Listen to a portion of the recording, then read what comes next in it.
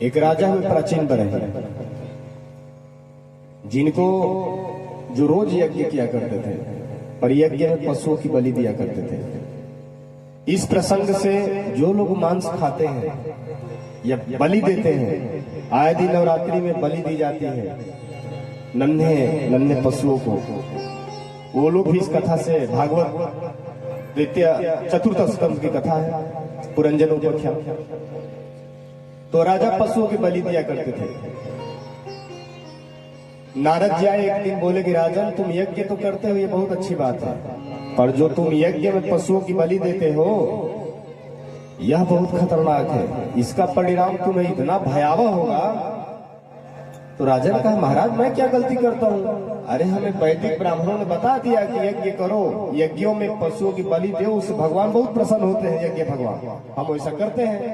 नारद जी ने कहा गलत, जो वेद परोक्षवादी है, जो वेद सूत्र देता है एक, माम सर्वभूतानि माम हिंसयात सर्वभूतानि, वेद का यह मंत्र है, यानी कि जितने सर्वभूत, जितने जीव इस संसार में चराचर है, किसी की हिंसा मत करो।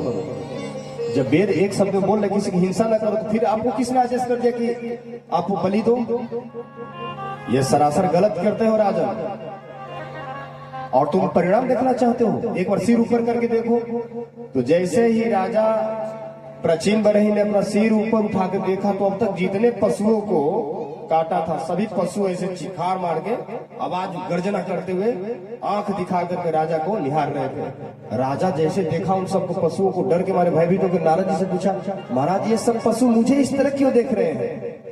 नारद जी ने कहा कि राजन वह सब इसलिए तुम ऐसे देख रहे हैं कि तुम जितने अभी तक पशुओं को आज तक काटे हो, सभी इंतजार कर रहे हैं कि तुम कब मरो कि वो तुमसे बदला ले।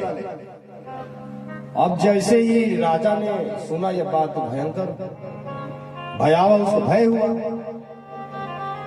इसीलिए जैसे ही राजा ने देखा ऊपर, सभी हमें जीव इंतजार कर रहे कि मैं कब मरूं तो बदला लेंगे, तब नारद जी से प्राचीन बरही ने कहा कि महाराज कोई उपाय करके मुझे बचा लीजिए। तो नारद जी ने कहा कि राजन मैं तुम्हें एक इतिहास सुनाता हूं, अगर तुम इसको सुन के अच्छे से समझ गए तो समझ लो तुम अपना कल्याण कर लोगे।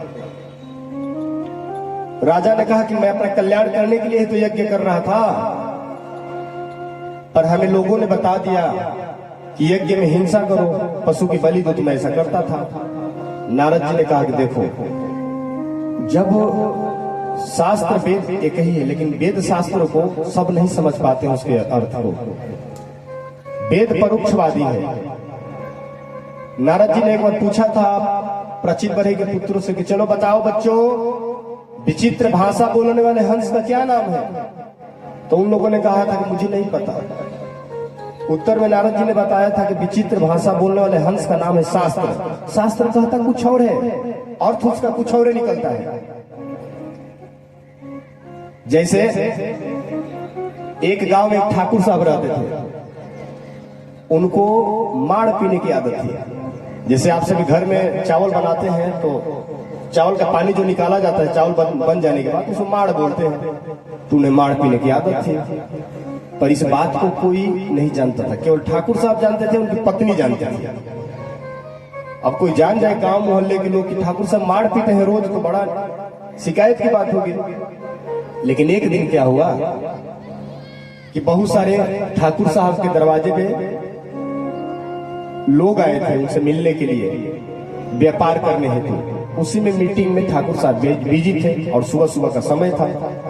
तो उनकी श्रीमती जी ने चावल से, भात से माड़ निकाल के काठ के बर्तन में रख दिया और अपने बेटा से कही बेटा जाके जल्दी से पिताजी को बोल दो कि गर्मा गर्म आके माड़ पी ले। तो अब जैसे गया ठाकुर साहब का लड़का, तो देखा कि इतने लोगों के बीच में पिताजी हैं, अगर मैं कहूंगा पिताजी चलो माड़ पी लो तो मारेंगे कि मूर्ख, इतने लोगों के बीच में कहने की क्या जरूरत थी। तो लड़का ने सोचा कि मैं कैसे कहूं, तो लड़के ने ऐसे भाषा में कहा कि उस बात को ठाकुर जी के अलावा कोई और नहीं समझ पाया। लड़का ने कहा पिताजी, हाँ बेटा, पिताजी धानोपुर से माड़ो जी आए हैं, कठौता घाट पे आपकी राह देख रहे हैं, चल के मिल लो नहीं तो शीतलपुर को चले जाएंगे। अब इस बात को वहां जितने लोग थे सुने तो उन लोगों ने यही समझा कि धानोपुर कोई गांव है, वहां से कोई माड़ो जी नाम का व्यक्ति आदमी आया है मिलने के लिए। अगर जाके पिताजी नहीं मिलेंगे इनके तो किसी शीतलपुर नाम के शहर को चले जाएंगे। सभी ने इसका अर्थ वहां यही समझा, लेकिन ठाकुर साहब ने तो प्रत्यक्ष इसका अर्थ समझा कि भाई जो चावलों से उत्पन्न भात का जो माड़ है निकाल के काठ के बर्तन में रखा है, जाके मैं नहीं पीऊंगा तो ठंडा हो जाएगा। बात उसने वही कही बेटा। ठीक उसी प्रकार शास्त्र जो है, एक व्यक्ति था सबको दिखा रहा था वेद पढ़ना पाप है, वेद पढ़ना पाप है। सब लोग देख रहे थे, हाँ भाई लिखा भी है वेद पढ़ना पाप है। एक ज्ञानी के पास गया, उसने कहा भैया ऐसा हो नहीं सकता, वेद पढ़ने के लिए ही बना है, वेद पढ़ना पाप कैसे हो सकता है?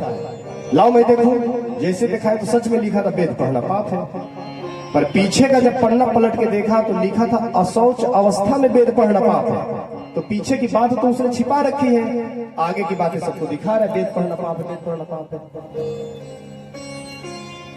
तो नारद जी उसको प्राचीन बलि को समझाए कि देखो राजन, जो वेद आदेश अगर कहीं किया है पशु वाले भेद की बात तो निवृत्ति परक है। कहीं हिंसा की बात अगर शास्त्र में आई है तो निवृत्ति परक है। निवृत्ति परक का अर्थ क्या होता है?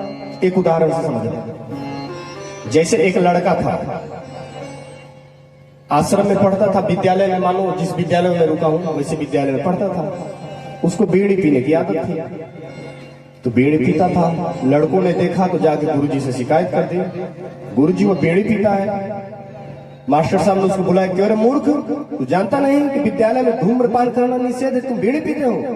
लड़के ने कहा गुरुजी क्या करे, बचपन से मेरी आदत बिगड़ गई, छोड़ने की बहुत कोशिश करता हूं पर छोड़ नहीं पाता हूं। तो गुरुजी ने सोचा कि अचानक ये तो छोड़ नहीं पाएगा, तो उन्होंने उससे कहा कि देख बेटा, तुझे बीड़ी पीना है तो केवल रविवार के दिन बीड़ी पी लिया कर, बाकी और किसी दिन को हाथ नहीं लगाना।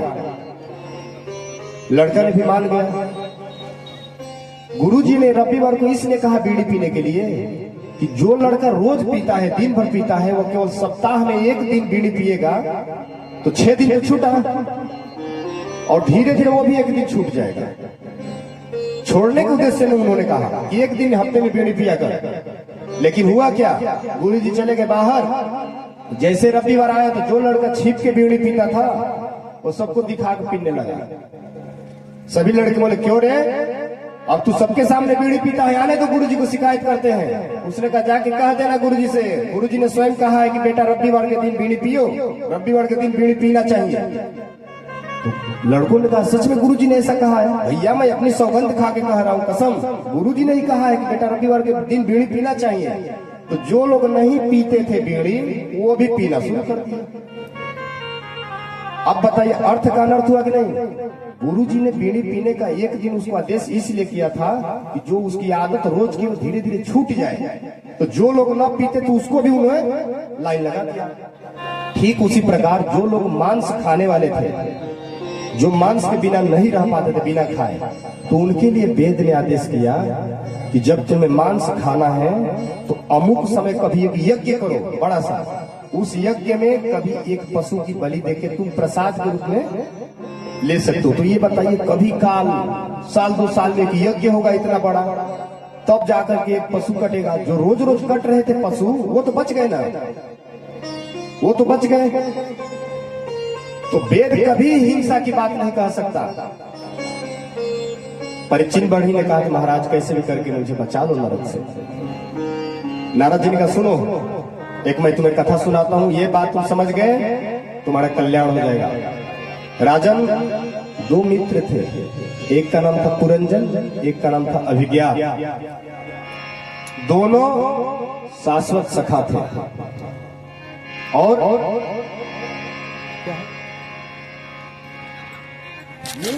हाँ देख रहे इसी से बोल रहे हैं। तो एक दिन अभिज्ञात पुरंजन से बोला, पुरंजन ने कहा विज्ञात से कि मित्र चलो कहीं घूमने चलते हैं। तब विज्ञात ने कहा कि भैया तुम ही जाओ घूमो, मुझे अपने घर में ही सुख है। तो पुरंजन ने कहा ठीक है मित्र, मैं घूम के आ जाऊंगा। अभिज्ञात ने कहा ठीक है जाओ, अच्छे से घूमना, पर मुझे न भूल जाना। पुरंजन ने कहा कैसी बात करते हो, तुम मेरे सखा हो, मैं कैसे भूल सकता हूं, मैं घूम के आ जाऊंगा समय से। जब पुरंजन घूमने निकला, यह बातें आप सब भी बहुत ध्यान से सुनिएगा, साक्षात मुक्ति ही है। लोग कहते हैं कि कथा सुनने से मुक्ति हो जाती है, आज तक किसी को हुई नहीं। अरे यार जो बातें कह रहे उसको फॉलो तो करो, उतारो तो जैसे ही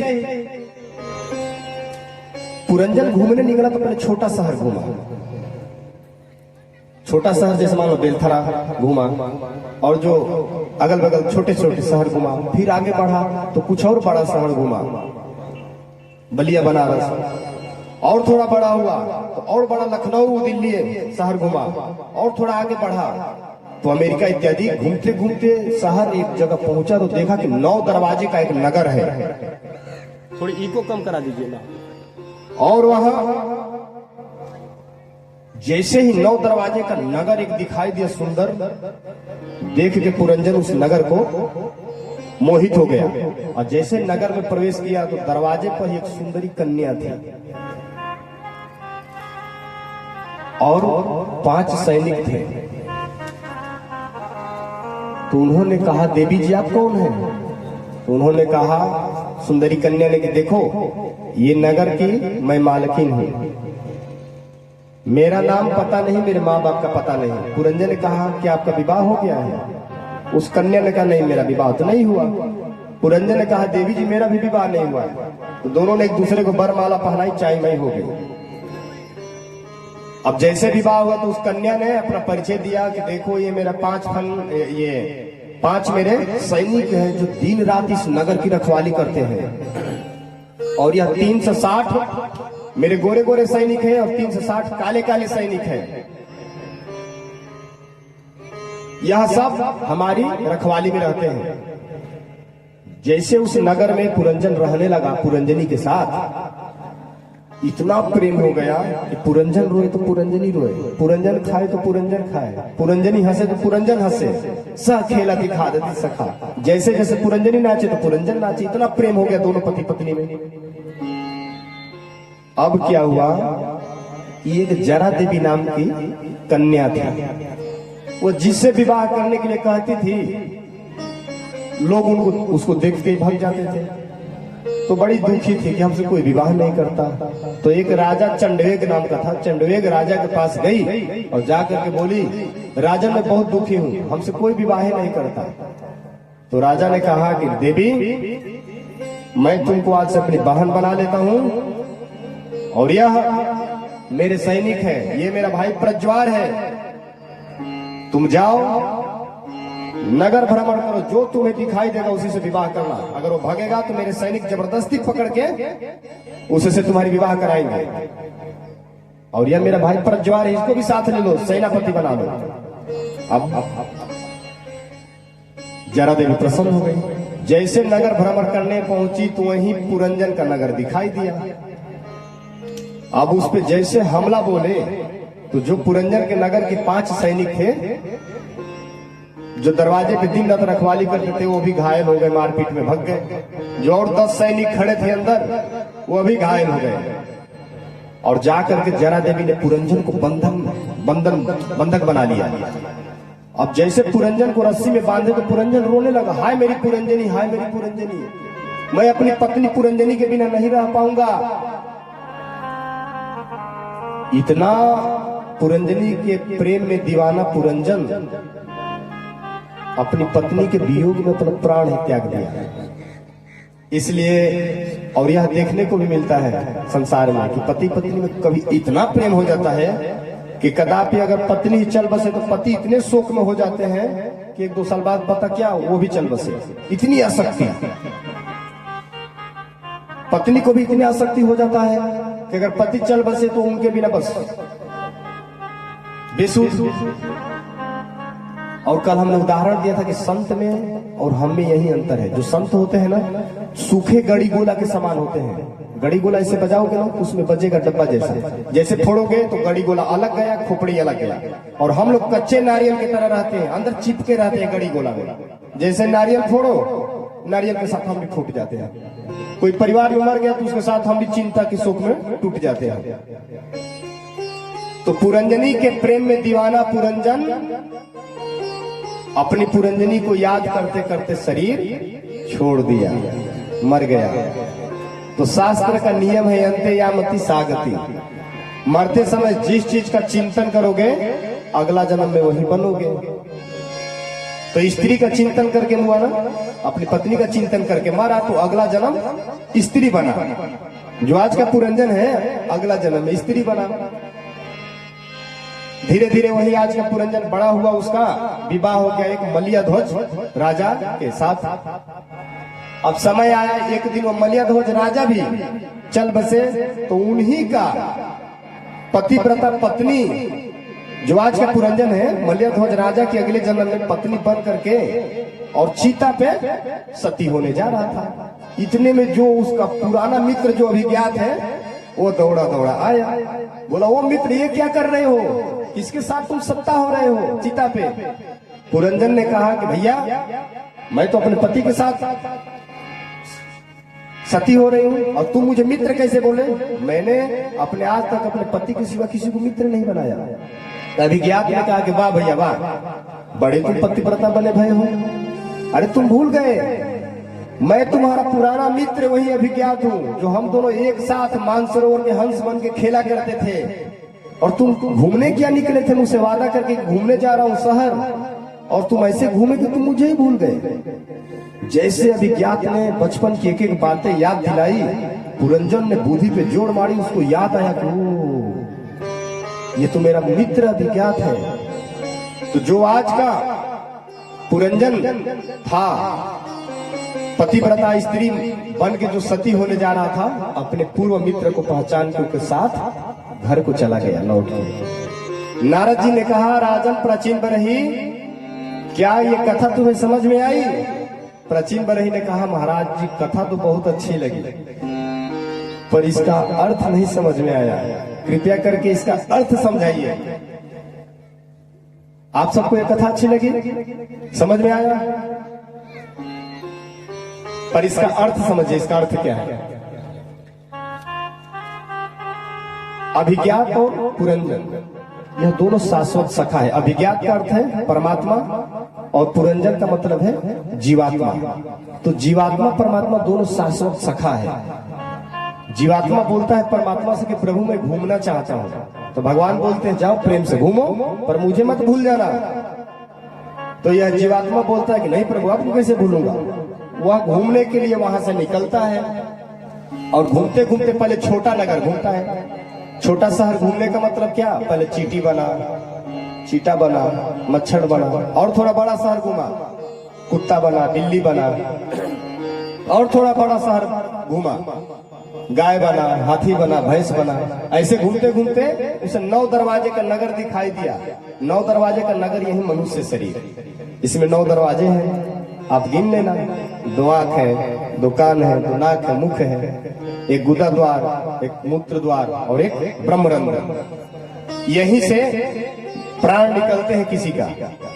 जब व्यक्ति शरीर छोड़ता है तो यहीं से प्राण निकलते हैं, यही 9 दरवाजे। ये नगर, ये शरीर पुरंजन को बहुत प्यारा लगा और जैसे इसने घूम प्रवेश किया तो सबसे पहले पुरंजनी से मुलाकात हुई। और वो पुरंजनी कौन है, हमारी बुद्धि देवी। बुद्धि देवी से पुरंजन जो जीवात्मा है, जैसे आता है शरीर में जीवात्मा तो बुद्धि से उसका इतना लगाव हो जाता है कि जैसे जैसे बुद्धि कहती है वैसे वैसे जीव करने लगता है। अभी बुद्धि कहेगी कि चलो सत्संग सुन लेते हैं, आके कथा में बैठ जाएगी। अभी बुद्धि कहेगी कि अरे नहीं एक ही बार लीला में चलेंगे, तो लीला में आएंगे। अभी बुद्धि कहेगी कि महाराज जी जब भजन गा रहे तो हम भी ताली बजा लें। बुद्धि ने कहा अरे नहीं अगल बगल के कोई नहीं बजा रहे तो मैं क्यों बजाऊं। जैसी जैसी बुद्धि कहेगी वैसा वैसा हम करते हैं। इतने हम बुद्धि के दास हो जाते हैं। और दरवाजे पे 5 फन का वो जो 5 सैनिक दिन रात इस नगर की रखवाली करते हैं, वो पंचम प्राण है। पंचम प्राण वायु जिसको श्वास बोलते हैं। हम सो रहे हैं कि जग रहे हैं, दिन रात श्वास हमारी चलती रहती है, इस नगर की रखवाली करती है। श्वास तो चलता रहता है। अपान व्यान उदान समान, ये पंचम प्राण वायु श्वास होते हैं। और जैसे पुरंजन आगे बढ़ा तो 10 सैनिक उस नगर की रखवाली करते थे। वो 10 सैनिक कौन है? 5 ज्ञानेंद्रिया, 5 कर्मेंद्रिया। 5 ज्ञानेंद्रिया कौन सा है? 2 कान, 2 नाक, कान हो गए, नाक हो गया, जीभ हो गया, त्वचा हो गया। यह ज्ञान कराते हैं। जैसे कोई बोलेगा ना तो हम सुन जाएंगे, ज्ञान हो जाएगा, फलाना बोल रहे हैं, पहचान जाएंगे बात। आंख से देखेंगे, पहचान जाएंगे, ये खड़े हैं फलाने जी, तुरंत आंख पर ज्ञान करा देती है, पहचान कराती है। जीभ पे कुछ भी तीखा मीठा रखेंगे, जीभवा बता देते खट्टा है या मीठा है, ये ज्ञान कराती है। हाथ से कुछ छुएंगे तो पता चलेगा कठोर है या मुलायम है, यह ज्ञान करा देता है। तो ज्ञान इंद्रिया है। और कर्म इंद्रिया कौन सी है? कर्म इंद्रिया पहली वाणी, जो जीव बोल रहे हैं, वाणी हो गई। दूसरा गुदा द्वार और उपस्थित जनेन्द्रिय। और पैर, कहीं भी जाना होता तो पैर चल के जाता है। और 5वां हाथ, कुछ भी करना होता तो हाथ से करते हैं। ये 5 कर्मेंद्रिया है। तो जो 10 सैनिक थे उसमें से 5 ज्ञानेंद्रिय, 5 कर्मेंद्रिया। और वो जरा देवी कौन है? जिससे कोई विवाह नहीं रचाना चाहता था, वो है बुढ़ापा। कोई भी बुढ़ापे को स्वीकार नहीं करना चाहता। हमारा जन्म हुआ होगा, विवाह हुआ, वो सारी तारीखें याद होगी कि इस तारीख में हमारा जन्म हुआ, इस तारीख में हमारा विवाह हुआ। पर किसी बुढ़े से पूछा जाए कि अब किस तारीख में बुढ़े हुए, तो क्या वो बता पाएगा? जड़ा देवी कब इस शरीर में प्रवेश कर जाती है, कब बुढ़ापा या कुछ नहीं पता चलता। और उनको कोई स्वीकार नहीं करना चाहता, पर फिर भी बूढ़ा होना पड़ता है। तो जड़ा देवी ने मदद लिया किससे? चंडवेग राजा से। चंडवेग मतलब समय चक्र, जो काल चक्र, दिन रात जो घड़ी चल रही है, टिक टिक समय। हम सो रहे हैं कि जाग रहे, समय तो अपना घड़ी चल रही है। तो समय चक्र से मदद ली। तो उसने क्या दिया? 360 गोरे सैनिक दिया, 360 काले सैनिक दिया। ये 360 गोरे सैनिक और काले सैनिक क्या है? 360 गोरे सैनिक यानी दिन, और 360 काले सैनिक यानी रात्रियां। इन सब के साथ जब जीवात्मा दिन रात उसका समय बीतता जाता है। और उसने एक और अपना भाई प्रज्वार को दिया था साथ में, कि देवी ये प्रज्वार को भी साथ में लेके जाओ। प्रज्वार का अर्थ होता है ज्वर में, बुखार, बीमारी, रोग शोक। साथ में हमारे शरीर में बुखार, बीमारी सिमारी भी आती रहती है। जरा देवी जब आती है तो बीमारी भी लेके आती है। क्या हुआ? आंख से दिखाई कम, घुटने में दर्द, कान से सुनाई कम, ये सब बीमारियां उत्पन्न होने लगती हैं। और हम बुद्धि से इतना आसक्ति कर बैठे हैं कि बुद्धि जिसको अपना मानती है उसमें हम इतना अपनत्व कर लेते हैं, अपना मान लेते हैं कि जब हम मरते हैं तो वही अगला जन्म कारण बन जाता है, और वही हम बनते हैं अगला जन्म में। पुरंजन ने चिंतन किया अपनी पत्नी का, अगला जन्म में स्त्री बना। हम भी जिस चीज का चिंतन करते हैं वही अगले जन्म में हमें शरीर धारण करना पड़ता है। तो यह अभिज्ञात आया और अपने मित्र पुरंजन को लेकर चला गया। इसका अर्थ क्या है?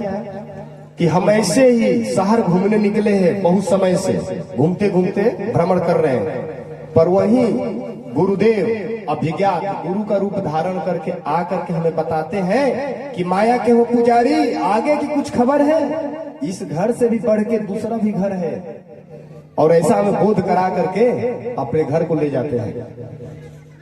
सिंह का बच्चा है, पर सियार के झुंड में अपने आप को रहते रहते स्वरूप भूल गया। पर जैसे उसका ले जाके और जल में उसका चेहरा दिखाया सदगुरु ने, अपने को पहचान, देखा कि तुम सच में सियार नहीं, मैं शेर हूं। अपने स्वरूप को पहचानता है और अपने स्वरूप में स्थित हो जाता है। उसी प्रकार गुरुजन भगवान ही नर गुरु हरि के रूप में आकर के हमें वह ज्ञान का विवेक मंत्र दे करके और हमें बोध करा देते हैं कि तुम ये नहीं हो। तो हम अपने चिंतन करते, अपने स्वरूप को स्थित होकर के मुक्त हो जाते हैं। देखो मुक्ति इतनी आसान है बहुत ध्यानपूर्वक सुनना। लोग बोलते मुक्ति क्या है, बिल्कुल हल करना, सीधी से ऐसे समझे। ये शरीर क्या है? पंच महाभूत से बना है। अग्नि, आकाश, मिट्टी, जल, आग, ये मिला के ब्रह्मा जी ने, जैसे हम लोग सीमेंट, बालू, गिट्टी बनाते हैं तो मसाला बन जाता है, तो घर बन जाता है, ठीक उसी प्रकार ब्रह्मा जी ने पंच तत्व मिला के ये ऐसा मटेरियल बनाया कि शरीर बन गया, जिसमें अंग, उपांग, पीठ, पेट, हाथ, पैर, जंग इत्यादि सब बन गए। अब इसमें 5 ज्ञानेंद्रिया है। ये क्या है? तो ये ज्ञानेंद्रिया है, हाथ है, ये नाक, मैं थोड़ी हूं, ये तो पंच ज्ञानेंद्रिया है। पंच ज्ञानेंद्रिया है, पंच कर्मेंद्रिया है, और जो हम बोल रहे हैं ये वाक इंद्रिय है, जो देख रहे हैं आंख है। इसमें मैं हूं कहां? अपने आप को विचार करो बिल्कुल कि मैं इसमें हूं कहां।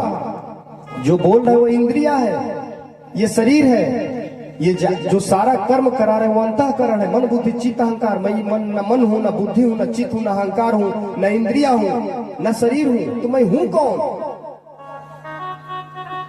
जब ऐसे बार बार आप विचार करोगे तब पता चलेगा मैं हूं कौन, मैं इसमें हूं कहां।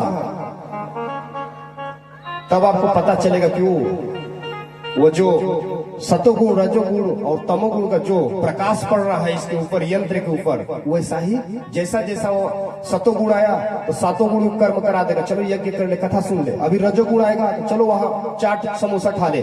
अभी तमोगुण आएगा तभी किसी से जूझ जाएंगे, लड़ जाएंगे। तो ये गुण जो है हमसे कर्म करा रहे हैं, सतोगुण, रजोगुण, तमोगुण। अभी भी मैं कहीं नहीं हूं इसमें, ये तो गुण है। तो मैं हूं कहां?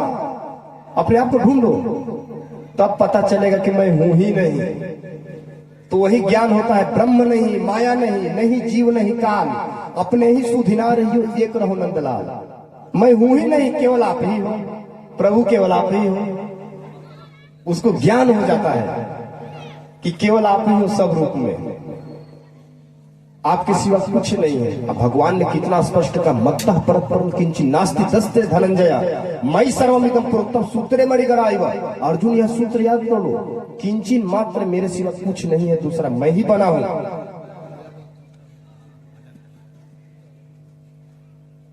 यह परमार्थ है।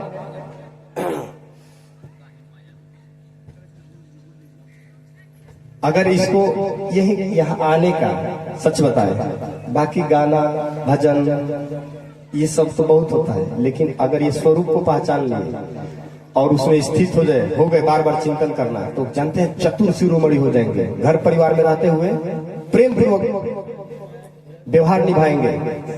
हम बंधे कहाँ हैं? स्वयं स्वीकृति हमारी बंधी है। जैसे एक धोबी था, उसके 10 गधे थे, तो वह 10 को चराने ले गया, और जब शाम को बांधने लगा तो एक गधे की रस्सी गुम हो गई। तो बांधते समय धोबी ने क्या किया कि सभी को 9 रस्सी थे तो 9 गधों को बांध दिया, पर एक की तो रस्सी नहीं थी, तो झूठ मूठ के ऐसे हाथ उसके गले में घुमा दिया। अब जब सुबह फिर चरने के लिए खोलने लगा तो 9 को बांधा तो 9 को खोल दिया। अब एक को तो ऐसे ही खुला था, तो उसको क्या खोलना है?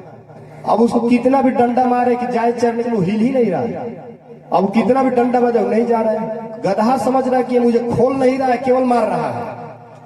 तब धोबी को याद आया, ओ मैंने इसके गले में शाम को भ्रम किया, ऐसा बांध हाथ कर दिया था। जैसे धोबी ने उसके गले में ऐसे किया, तुरंत गधा तेजी में भगा। कितना मारने के बाद अब खोल रहा है।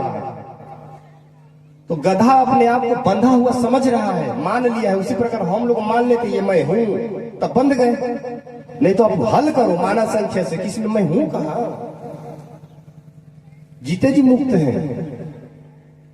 और एक और बात है, हम जितना मुक्त होने का नहीं सोचते हैं, उससे कहीं ज्यादा बंधने के बारे में सोचते हैं। आप पूछोगे कैसे? तो एक उदाहरण है, समझो। एक गांव में एक चौधरी साहब रहते थे। वह जा करके 50,000 की भैंस खरीद के लाए। भैंस की भी सींग अच्छी गोल मटोल थी, तो सबको दिखाते थे, ये देखो मैंने 50,000 की भैंस खरीदी है, सबको दिखाते थे। तो भैंस एक दिन दोपहर में बैठ के जुआड़ी कर रही थी। चौधरी साहब सोच रहे थे उसके सींग को देख करके कि मेरी भैंस की जो सींग की गोलाई है, अगर उसमें मैं अपना सिर डालूंगा, यानी अपना सिर फंसाऊंगा, तो बिल्कुल मेरा मूड़ी सिर उसमें घुस जाएगा, इतना सींग की गोलाई है। यही दिन रात वो चौधरी साहब सोचते थे कि मेरी भैंस के सींग में मेरा सिर चला जाएगा, इतनी गोलाई है।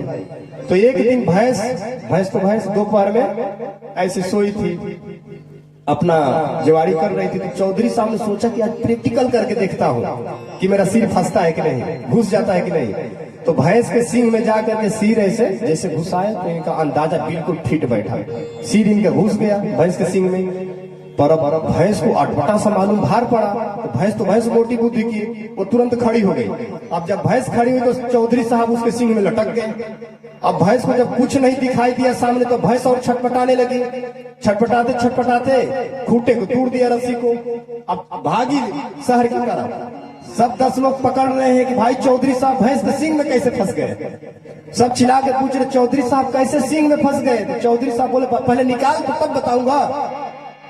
गांव के लोगों ने जैसे तैसे भैंस को काबू में किया, पकड़ के रस्सी में बांध के, और चौधरी साहब का सिर पकड़ के निकाला। सब इनके बाल छीन गए। तब तक किसी ने जाके चौधरानी को खबर कर दिया कि तुम यहाँ हो, चौधरी साहब भैंस के सींग में फंस गए।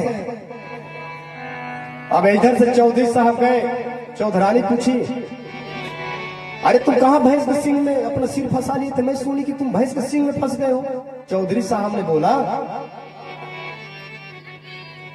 लोगों ने कहा कि आपने कैसे सींग फंसा ले बिना सोचे विचारे। तो पत्नी से चौधरी साहब ने कहा कि पगली बिना सोचे विचारे नहीं, 6 महीना से मैं ही सोच रहा था कि सिर एक बार फंसा के देखूं उसमें मेरा सिर घुसता है कि नहीं। तो जरा विचार करो, चौधरी साहब 6 महीना से सोच रहे थे क्या भैंस के सींग में सिर फंसाने का। उसी तरह हम भी फंसाने को सोचते हैं, उसमें से निकलने का नहीं। लाइट लाओ भाई, करंट। अब मुक्त कर दिए, ठीक है। अब उधर अब उसमें बढ़ते हैं। अब आपका परिवार प्रसंग शुरू होगा। भजन क्या? अरे यार तू लाइट दो भाई, तुम्हारा साउंड बहुत अच्छा है। बोल श्री सीताराम जी महाराज की। उसी प्रकार भैया हम मुक्त होने के बारे में नहीं सोचते हैं, बंधने के बारे में और सोचते हैं। सुबह से शाम तक जो भी कर्म करते हैं बंधने के लिए ही, मुक्त होने के बारे में नहीं सोचते हैं। पतंग उड़ाओ, खूब रस्सी छोड़ो, पर जैसे शाम होने लगे तो याद रखो कि रस्सी लपेटना भी है। अब होगा क्या, जब अचानक समय आएगा रस्सी लपेटने का तो समय बचेगा नहीं। अंत समय पछतात का जब चिड़िया चुन गई खेत। इसलिए हम हो, आप हो, कोई भी हो, सब एक ही है। और हमें बार बार विचार करना चाहिए।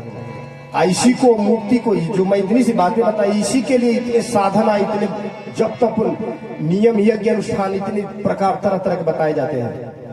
और इतना भागवत कथा सुनने के बाद भी हम मुक्त नहीं हो पाते हैं, क्योंकि हमने स्वयं फंसा है।